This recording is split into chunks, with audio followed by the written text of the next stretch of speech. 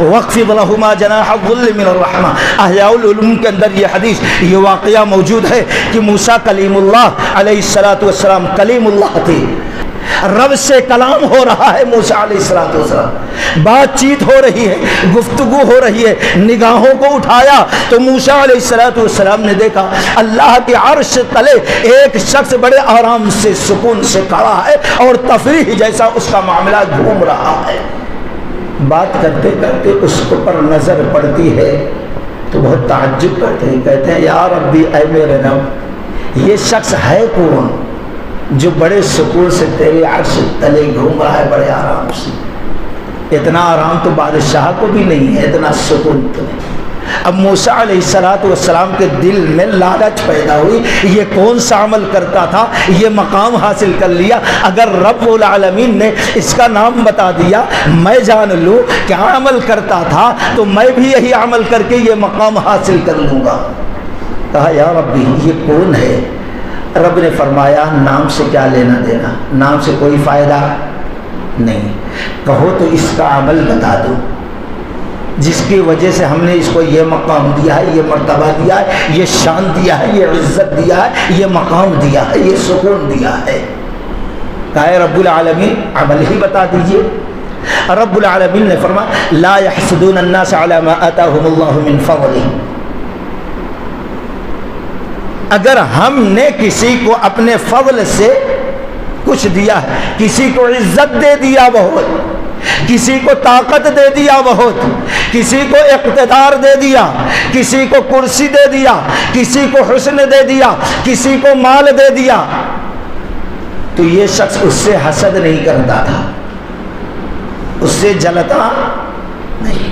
آج دو بھائی ہیں، بڑے بھائی کو کچھ مال دوسرا دیکھ نہیں سکتا، اس کی جورو رات بھر اس کو کوستی رہتی ہے، عجیب و غریب مقام ہے۔ وہاں یہ شخص کسی کی کوئی نعمت دے کے حسد نہیں کرتا تھا۔ ایک چیز ولا یمشی بالنمیمہ، اور یہ کبھی بھی کسی کی غیبت، کسی کی برائی، کسی کی چغلخوری کرنے کے لیے کسی کی طرف جاتا، یہاں سنا یہاں جا کر فلاں تجھ کو ایسا ایسا کر رہا، یہاں سنا جا کے دیکھو میرا نام نہیں بتانا لیکن ایسی ایسی تمہاری بات بارے میں یہ بات کر رہا ہے۔ ولا یمشی بالنمیمہ، یہ شخص کبھی بھی کسی کی غیبت چغلخوری کرنے کے لیے نہیں چلا ہے۔ اور تیسرے کانا عاقل والدین، یہ اپنے ماں باپ کے ساتھ کبھی نافرمانی نہیں کرتا تھا، کبھی بھی نہیں، کبھی بدسلوکی نہیں کرتا تھا۔ یہ تین عمل ہیں جس کے وجہ سے ہم نے اس کو یہ مقام، یہ مرتبہ، یہ سکون، یہ عزت عطا کیا ہے۔ اے موسیٰ جان لو۔ عائشہ رضی اللہ تعالیٰ عنہ کہتی ہیں، شرح السنہ کی روایت ہے کہ اللہ کے نبی صلی اللہ علیہ وسلم کہتے ہیں دخلت فی الجنہ، جب میں جنت کے اندر داخل ہوا، فسمعت فیہا قراءۃ، میں جب جنت کے اندر داخل ہوا، جنت کے اندر سیر کر رہا تھا تو اس کے اندر قرآن پڑھنے کی آواز میں نے سنا، من ہم یا جبریل۔ میں جب سیر کر رہا تھا، تفریح کر رہا تھا، جنت میں گھوم رہا تھا، میرے ساتھ جبریل تھے، میں جب یہ آواز سنا تو جبریل سے پوچھا اے جبریل بڑے اچھے انداز میں یہ کون شخص قرآن کی تلاوت جنت میں کر رہا ہے؟ جبریل علیہ السلام نے نام بتایا، قال الحارثہ بن نعمان، یہ تو حارثہ بن نعمان رضی اللہ عنہ۔ نبی نے کہا یہ میرا صحابی ہے، وہ تو زندہ ہے، زمین پر ہے،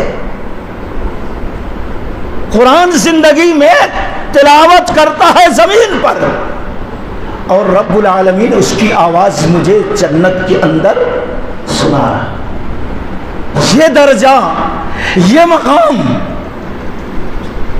کیسے اللہ نے اس کو دیا؟ کہا یہ اپنی ماں کے ساتھ بڑا اچھا سلوک کرتا ہے، ماں کی بڑی خدمت کرتا ہے، بڑا اچھا برتاؤ کرتا ہے، رب العالمین یہ جو حارثہ اپنی ماں کے ساتھ حسن سلوک کرتا ہے، رب کو اس کی ادا اتنی پسند لگی، اس کو یہ مقام دیا ہے تو زندہ زمین پر قرآن کی تلاوت زمین پر کرتا ہے، لیکن آواز رب العالمین جنت میں پہنچا رہا ہے۔ یہ مقام، یہ مرتبہ ہے والدین کا۔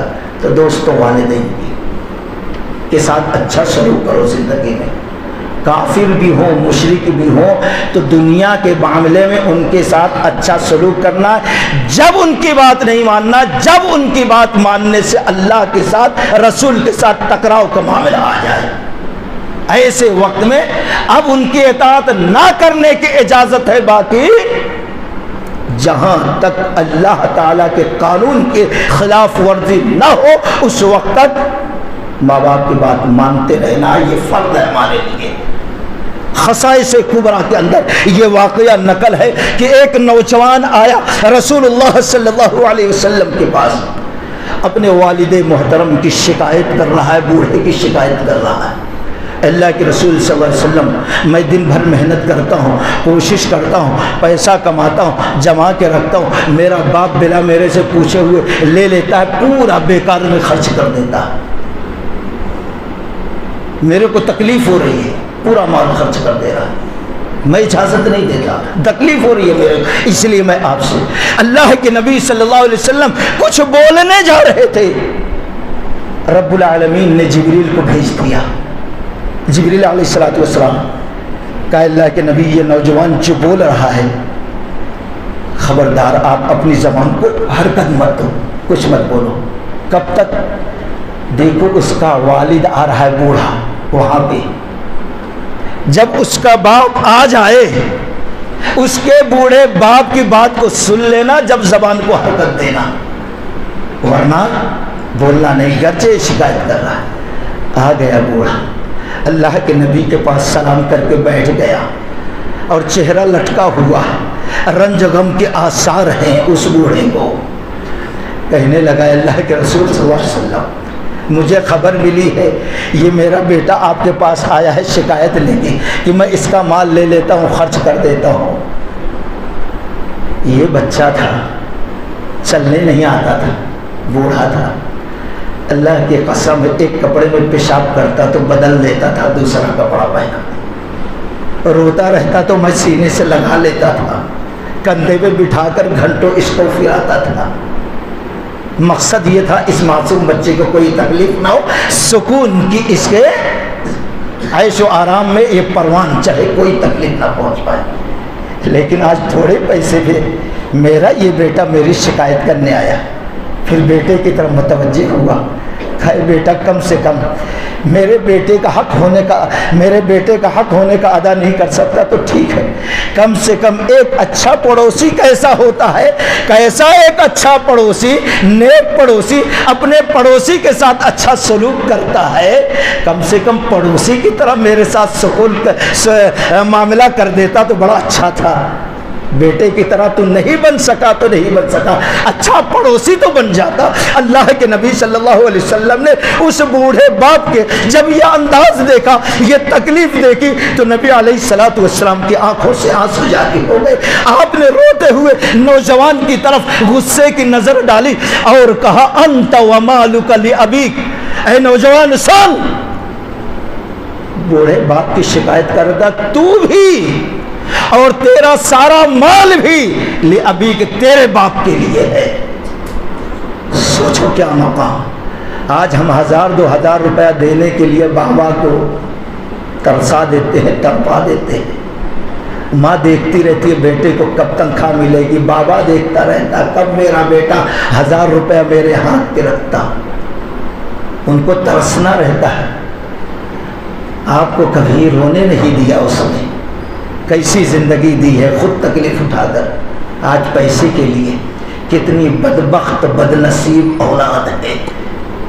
اللہ کے نبی صلی اللہ علیہ وسلم نے فرمایا بد دعا دیتے ہوئے جس شخص کو بڑھاپے میں ماں باپ مل جائیں، ان کی خدمت کر کے وہ اللہ کو راضی کر کے اپنے آپ کو جنت کا مستحق نہ بنا دے، اللہ اس کو تباہ و برباد کر دے۔ جنت آپ کے پاس ہے، ایسی ہستیاں آپ کے پاس ہے۔ مولوی صاحب کے پاس جاتے ہو، ان کے پاس دعا کرو دعا کرو مشکل دور ہو جائے گی۔ رب کہتا ہے، نبی کا فرمان ہے کہ روزے دار کی دعا رد نہیں ہوتی اور ماں باپ کی دعا رد ہے۔ سب سے بڑی بزرگ ہستیاں تو آپ کے گھر میں موجود ہے، دعا لو اللہ کی قسم، ماں باپ ہاتھ اٹھا کر دعا دے دے یا بد دعا دے دے تو ان کی دعا اور بد دعا رب العالمین خالی نہیں جانے دیتا ہے۔ تو دوسری ذمہ داری جو ہے دوستو، ہمیشہ آپ چاہتے ہیں ساری عبادتیں رب کو قبول کریں تو ان کے ساتھ حسن سلوک کرتے رہنا، ان کی خدمت کرتے رہنا، ان کے غصے پہ کبھی آپ ناراض نہیں ہوتا۔ آگے اللہ تعالیٰ کہہ رہا ہے رب ارحمہما کما ربیانی صغیرا، ان کے زندگی میں بھی، زندگی گزر جانے کے بعد بھی تم اللہ سے ان کے لیے دعا کرتے رہنا، اے رب العالمین رب ارحمہما کما ربیانی صغیرا، جب میں پیدا ہوا تھا لاچار تھا، کھانا نہیں آتا تھا، پینا نہیں معلوم، پیشاب پیخانہ صاف کرنے نہیں آتا تھا، جس طریقے سے محبت سے شفقت کے ساتھ انہوں نے ہم کو پالا ہے، اسی طریقے سے اے رب العالمین ہماری دعا کو ہمارے بوڑھے ماں باپ کے حق میں قبول کر لینا، ان کا شفقت کا معاملہ کرنا، رحم کا معاملہ کرنا، ان کو بخش دینا، ان کو ہر تکلیف سے محفوظ رکھنا، یہ انداز میں دعا کرتے رہنا۔ رب ارحمہما کما ربیانی صغیرا، یہ دعا رب نے سکھایا۔ اے رب جیسے بچپن میں یہ شفقت معاملہ کیے، ایسے ہی یہ بڑھاپا کو پہنچ گئے تو ان کے اوپر رحم کا معاملہ کر۔ کیا بہترین اللہ نے تلقین کی ہے دوستو۔ تو مختصر یہ پہلا ذکر کبھی اللہ کو نہیں بھولنا، اور دوسرا والدین کے ساتھ حسن سلوک کرتے رہنا دوستو۔ نمبر 3 ہمیشہ حلال کمائی کھانا۔